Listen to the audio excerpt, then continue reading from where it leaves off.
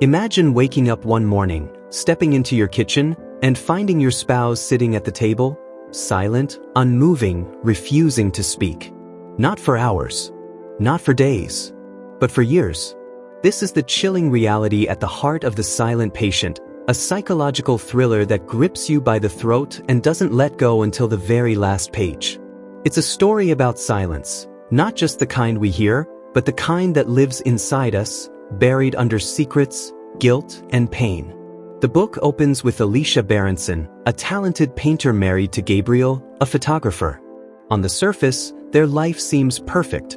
A sprawling house in London, mutual admiration for each other's work, and a shared love for art. But beneath the polished veneer lies something darker, more fractured. One night, everything changes. Gabriel is found dead, shot 5 times in the face. And Alicia? She's standing over his body, covered in blood, holding the gun. The police arrest her, but here's the twist: she never speaks again. Not a word. Not during the trial, not after being sentenced to a secure psychiatric facility. Silence becomes her prison, and ours as readers. Enter Theo Faber, a psychotherapist who has spent years obsessing over Alicia's case. He sees her silence not as an act of defiance, but as a mystery waiting to be unraveled. Against all odds, he secures a position at the Grove, the institution where Alicia resides, determined to break through her walls. At first glance, Theo seems like the hero of this story, an empathetic man driven by a desire to help. But as we spend more time with him, cracks begin to show. His fixation on Alicia feels less professional and more personal. Why does he care so much? What is he hiding? This is where The Silent Patient truly shines. It pulls you in with its central question: why did Alicia stop speaking? But just when you think you're solving one puzzle, another emerges. The narrative shifts between Alicia's diary entries leading up to the murder and Theo's present-day attempts to connect with her. Each perspective reveals fragments of truth, yet leaves even more unanswered. Alicia's diary paints a picture of a marriage strained by jealousy, betrayal, and insecurity. Gabriel wasn't the loyal husband everyone believed him to be. Instead, he was having an affair, a secret that shattered Alicia's world. Yet, the deeper we dive into her thoughts, the murkier things become. Was she truly a victim of circumstance, or was there something far more sinister lurking beneath her quiet exterior? Meanwhile, Theo's chapters expose a man wrestling with demons of his own. He's haunted by memories of his childhood, marked by neglect and abuse. As he delves further into Alicia's psyche, his methods grow increasingly unorthodox. He pushes boundaries, blurs ethical lines, and risks losing himself in the process. There's a moment early on when Theo reflects on how therapists are trained to remain detached, to see patients as puzzles rather than people. But with Alicia, he can't, or won't, keep that distance. This obsession begins to consume him, raising questions about whether he's helping her heal or using her to confront his own unresolved trauma. As the story unfolds, small details start to add up, creating a web of suspicion and dread. Take, for instance, the painting Alicia created shortly before the murder, a haunting self-portrait titled Alcestis. In Greek mythology, Alcestis sacrifices herself for her husband only to be brought back from the underworld, forever changed. The parallels are impossible to ignore. Is Alicia punishing herself for some perceived failure? Or is she trying to communicate something beyond words? Every clue feels significant, every interaction loaded with subtext. Then there's the Grove itself, a place meant to protect and rehabilitate, but which often feels more like a gilded cage. The staff members range from indifferent to manipulative, treating patients as specimens rather than human beings. Alicia exists in a liminal space here, neither fully alive nor completely gone. Her silence becomes both armor and weapon, deflecting anyone who tries to get close while inviting endless speculation. Some believe she's faking it, others think she's suffered a mental breakdown. Theo, however, sees it differently. To him, her muteness is a form of resistance, a refusal to conform to society's expectations or explain away her actions. One of the most riveting scenes occurs when Theo finally manages to coax Alicia into painting again. For weeks, he brings her canvases and brushes, hoping to reignite her passion. When she finally picks up a brush, the result is breathtaking, a chaotic swirl of colors and shapes that seem to pulse with raw emotion. It's a breakthrough, or so Theo believes. But as he studies the painting, he notices something chilling, a single red handprint pressed onto the corner. Whose handprint is it? And what does it mean? These questions linger, gnawing at the edges of our understanding. What makes The Silent Patient so compelling isn't just its plot twists, it's the way it explores universal themes of love, betrayal, and redemption. Through Alicia and Theo, we're forced to confront uncomfortable truths about ourselves. How well do we really know the people closest to us? Can forgiveness ever outweigh betrayal? And perhaps most importantly, what happens when we bottle up our pain instead of facing it head-on? By now, you might be wondering, does Theo succeed in breaking Alicia's silence? Or does he discover something about himself that changes everything? The answers lie ahead, but they come at a cost.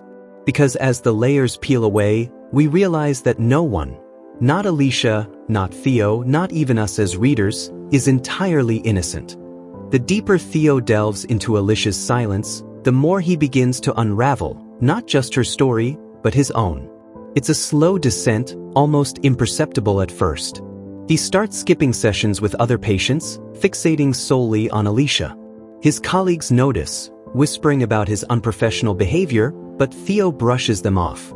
To him, this isn't just a case anymore, it's personal. And that's where the danger lies. One pivotal moment comes when Theo stumbles upon an old photograph of Alicia and Gabriel tucked away in her belongings. At first glance, it seems ordinary, a happy couple smiling for the camera. But as Theo studies it closer, he notices something unsettling. The way Gabriel's hand rests possessively on Alicia's shoulder, the faint shadow of discomfort in her eyes. It's subtle, almost imperceptible, but it speaks volumes. This small discovery sends Theo spiraling, forcing him to confront uncomfortable parallels between Alicia's marriage and his own troubled past. You see, Theo isn't as stable as he appears. Beneath his calm exterior lies a man grappling with unresolved trauma. We learn through fragmented flashbacks that his childhood was marred by violence and neglect. His father was abusive, his mother distant, and art became his only escape, a way to process emotions he couldn't articulate. When he meets his wife, Kathy, years later, he believes he's found salvation. But their relationship is fraught with tension, marked by arguments and mistrust. Kathy accuses Theo of being emotionally unavailable, of hiding behind his work. And she's not wrong. As much as Theo wants to help Alicia, part of him is using her to avoid confronting the fractures in his own life. The turning point arrives during a private session with Alicia. Up until now, their interactions have been guarded, tinged with mutual suspicion. But this time, something shifts. Theo pushes harder than ever before, challenging Alicia to face what she's running from. "You think silence protects you," he says, his voice trembling with frustration. "But it doesn't. It traps you." For a brief moment, Alicia looks at him, not as a therapist, but as another broken soul. She picks up a pencil and scribbles 3 words on a piece of paper: "I loved him." Those 4 words hit like a thunderclap, shattering the fragile barrier between them. They're raw, vulnerable, and achingly human. Yet they also raise more questions. If Alicia loved Gabriel, why did she kill him? What drove her to such extremes? Theo becomes obsessed with finding answers, convinced that unlocking this mystery will bring closure for both of them. But the truth, when it finally emerges, is far darker than anyone could have imagined. Through a series of revelations, some gleaned from Alicia's diary, others uncovered through Theo's relentless pursuit, we piece together the horrifying reality. Gabriel wasn't just unfaithful, he was manipulative, controlling, and deeply cruel. He isolated Alicia, gaslit her, and stripped away her sense of self-worth. The affair was merely the final betrayal in a long line of abuses. On the night of the murder, Alicia confronted him, desperate for answers. What happened next remains murky, but one thing is clear: Gabriel's death wasn't premeditated. It was an act of rage, born out of years of pent-up pain and humiliation. And yet, even this revelation doesn't fully explain Alicia's silence. Why didn't she defend herself in court? Why has she refused to speak for 6 years? The answer lies not in what she did, but in who she is. Alicia's silence isn't just about guilt or punishment, it's about control. By refusing to engage with the world, she reclaims power over her narrative. She forces others to reckon with their assumptions, their judgments, their need for answers. In doing so, she transforms herself from victim to enigma. As for Theo, his journey reaches a devastating climax. The closer he gets to uncovering Alicia's truth, the more his own facade crumbles. His marriage falls apart, his career teeters on the brink, and his mental health deteriorates. In a shocking twist, we discover that Theo has been lying to us, and perhaps to himself, all along. His connection to Alicia runs deeper than professional interest. Without giving too much away, let's just say that the lines between healer and patient blur in ways that are as heartbreaking as they are inevitable. In the end, the silent patient leaves us with a profound meditation on the nature of silence. It reminds us that words can deceive, but silence reveals. It forces us to confront the uncomfortable truth that sometimes the people closest to us harbor secrets we may never fully understand. And it asks us to consider, how often do we mistake silence for emptiness, when in fact, it might be brimming with meaning? When the final page turns, you're left breathless, not because of the twists, but because of the emotional weight they carry. This isn't just a story about a woman who stopped speaking. It's a story about the things we bury, the lies we tell ourselves, and the lengths we'll go to protect our fragile sense of identity. It's a reminder that silence, though deafening, can also be liberating. Feel like you're meant for more, but don't know how to get there? You're not alone.